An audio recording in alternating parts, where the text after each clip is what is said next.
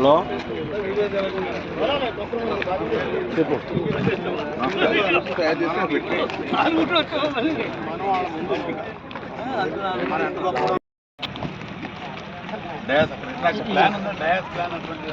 ఇప్పుడే డిజైన్ చేస్తాను.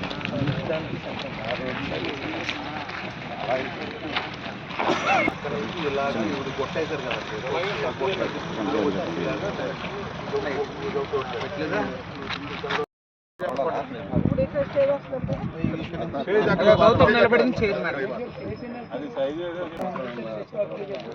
రవి బ్రదర్ 80/60 చాలు. ఇలా అది కూడా లిమిటెడ్ గా 70 మందికి, 50 మంది కట్ ఆఫ్ టైము.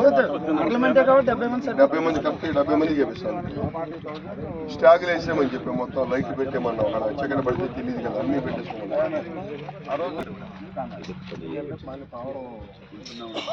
ఇప్పుడు ఆ రోడ్డు దగ్గర కూడా క్లియర్ చేస్తున్నారా?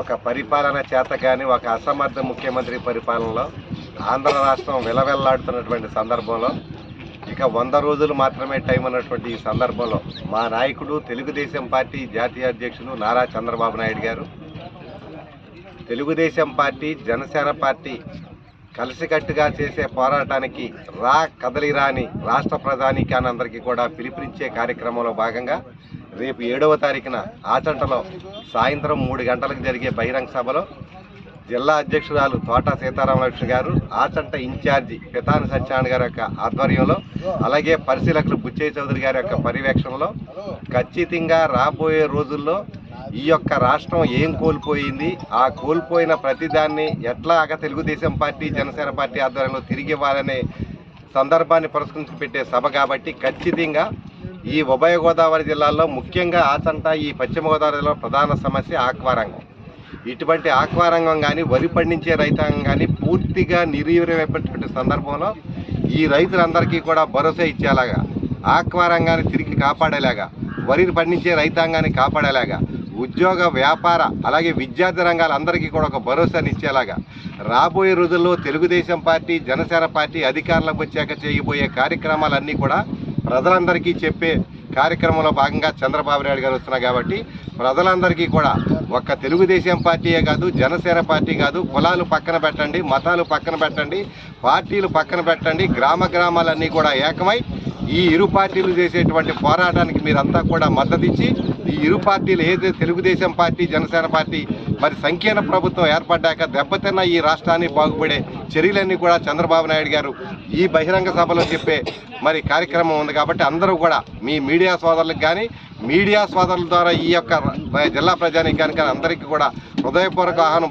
రేపు 7వ తారీఖున తెలుగుదేశం పార్టీ జాతీయ అధ్యక్షులు చంద్రబాబు నాయుడు గారి శంఖారావం సభ ఇక్కడ జరగబోతుంది. ప్రదేశం కూడా నిర్ణయమైంది. ఏర్పాట్లన్నీ భారీగా జరుగుతుంది. 1,00,000 మందితో కూడుకున్న బహిరంగ సభ ఇక్కడ జరగబోతోంది. చైతన్యానికి మారుపేరు ఆచంట. కమ్యూనిస్టు ఉద్యమంలో ఎందరో అసూలు బాసిన ప్రాంతం ఇది. చైతన్యానికి మారుపేరు ఆచంట. అలాంటి ప్రదేశంలో ఈ సభ జరగబోతుంది. అందుకని నాయకులు, జిల్లా నాయకులంతా కూడా సమాయత్తం అవుతున్నారు. ప్రతి నియోజకవర్గం నుంచి డెలిగేషన్ ఉంటుంది. ప్రతి నియోజకవర్గం నుంచి భారీగా డెలిగేషన్ ఉంటుంది. ముఖ్యంగా ఆచంట, పాలకొల్లు నియోజకవర్గాల నుంచి ఎక్కువగా కార్యకర్తలు, నాయకులు వచ్చేదానికి అవకాశం ఉంది. దిగిన తర్వాత ర్యాలీగా ఇక్కడికి వస్తారు. ఈ లోపల ఎక్కడ ట్రాఫిక్ జామ్ జరగకుండా చూడటం కోసం పోలీస్ యంత్రాంగాన్ని కూడా సహకారం కోరుతున్నాం. అన్ని పర్మిషన్లకి అప్లై చేసాం. అన్ని పర్మిషన్లు కూడా అప్లై చేసి ఒక చట్టబద్ధంగానే మేము ముందుకెళ్తా ఉన్నాం. ఇది రాబోయే ఎన్నికలకి సన్నద్ధంగానే జరిగే కార్యక్రమాలు. ఈ శంఖారావం మొన్న విజయనగరంలో యువగళం బహిరంగ సభ జైపేరి ఎలా జరిగిందో అలాగే ప్రతి జిల్లాలో కూడా ప్రతి జిల్లాలో ఒక్కొక్క చోట చంద్రబాబు గారి కార్యక్రమాలు ఉన్నాయి. దానిలో భాగంగా ఆచంటలో 7వ తారీఖు జరగబోతుంది. మేము ఒకటే చెప్తున్నాం, ప్రజల యొక్క సమస్యల పరిష్కార వేదిక తెలుగుదేశం జనసేనలు కలిసి పనిచేయబోతాం. ఈ రాష్ట్రానికి పట్టిన గ్రహణాన్ని వదిలించడం కోసం, రాష్ట్రానికి ఏ విధంగా నియంత్రణ పోకడి నుంచి ఈ ప్రభుత్వాన్ని సాగనంపడం కోసం ఈ కార్యాచరణ. రాజకీయ పార్టీల మీద కక్ష సాధింపు చర్యలు ఇవన్నీ మనం చూసాం. అయితే ఇవాళ భయం పోయింది. ప్రజలు భయం వదిలి బయటకు వస్తూ ఉన్నారు. ఫలితంగానే ఉద్యమాలు. ఇవాళ ఉద్యమాంధ్రప్రదేశ్గా ఉంది రాష్ట్రం. అగ్నిగుండం మీదుగా ఉద్యమాలు నడుస్తాం. ఒకవైపు అంగన్వాడీ వర్కర్స్ కానీ, మరోవైపు ఆశా వర్కర్లు కానీ, సర్వశిక్షణ అభియాన్ సిబ్బంది కానీ, ఉద్యోగాలు కోల్పోయిన కార్మికులు కానీ అందరూ కూడా ఇవాళ రోడ్లు ఎక్కారు. మున్సిపల్ కార్మికుల దగ్గర నుంచి ఉద్యమాలు బయటపెట్టారు. 4.5 ఏళ్లుగా ఉద్యోగులు ఏ ఉద్యమం చేసి అణచివేశారు, దమనకాండతో అణచివేశారు, తప్పుడు కేసులు పెట్టారు. 1,00,000 మందితో మా జాతీయ అధ్యక్షులు నారా చంద్రబాబు నాయుడు గారితో సభ నిర్వహించాలి అని మాకు వచ్చిన ఇన్స్ట్రక్షన్స్. దానికి తగ్గట్టుగా మేమందరం కలిసి ఇక్కడ పనిచేస్తున్నాము. అచంట నియోజకవర్గం 7వ తారీఖు సాయంత్రం 3 గంటల నుంచి సభ ప్రారంభమవుతుంది.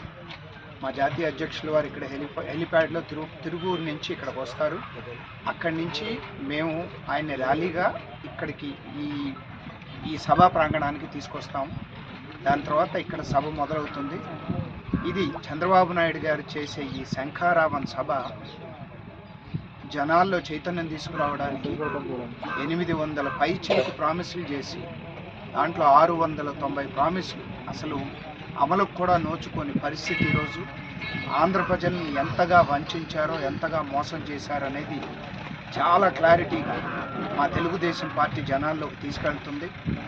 యువగళం పాదయాత్ర ద్వారా మా నాయకులు లోకేష్ గారు ప్రజల్లో స్ఫూర్తి నింపారు. ఎంత మోసం చేశారు, ప్రతి వర్గాన్ని, ఈ వర్గం ఆ వర్గం లేకుండా ప్రజలందరినీ కూడా ఎంతగా ఈ వైసీపీ ప్రభుత్వం ఎంతగా వంచింది అని ఆయన 3,150 కిలోమీటర్లు తిరిగి ప్రచారం చేసి చెప్పారు. ఆయన ఈరోజు 53 రోజులు మా జాతీయ అధ్యక్షులు వారిని జైల్లో పెట్టినప్పుడు చాలామంది ప్రాణాలు కోల్పోతే వాళ్ళందరికీ నిజం గెలవాలి అనే దాని ద్వారా భువనేశ్వరి మేడం ఈరోజు శ్రీకాకుళంలో మొదలెట్టి ఆ కుటుంబాలను కలుస్తూ వాళ్ళకి ఆర్థిక సహాయం చేస్తూ వస్తున్నారు. ఇది కాకుండా మా జాతీయ అధ్యక్షులు 25 ఎంపీ నియోజకవర్గాల్లో 25 భారీ బహిరంగ సభలు పెట్టడానికి నిర్ణయించుకున్నారు. దాంట్లో భాగంగా ఆచంట 7వ తారీఖు సాయంత్రం పెడుతున్నారు సభ. ఇది కాకుండా గోదావరి జిల్లాలో జరగబోయే 5 సభలు కూడా త్వరలో మొదలవుతాయి. 10వ తారీఖు తునిలో పెడుతున్నారు 2వ సభ. ఆ తర్వాత 3 సభలు డేట్లు